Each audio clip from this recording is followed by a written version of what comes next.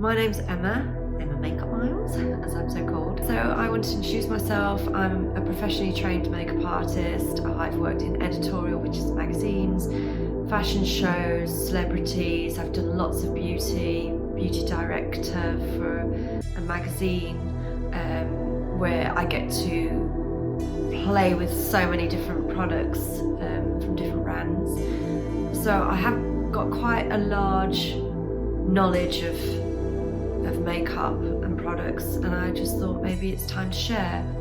My friends are always asking me, like, how do you do that lip and how do you do that eyeliner? So I've decided to do some tutorials. I've done them quick, simple, straightforward, to the point tutorials in a backstage kind of way. I've really enjoyed backstage and really enjoyed watching the demos for the fashion shows that I've been on and worked on, and so I thought I would do it in that way. I've got a model, I sit down and apply makeup, and the whole objective of this is to show you how to do good makeup, but quickly, easily, uncomplicated. I hope you enjoy. Let me know any feedback.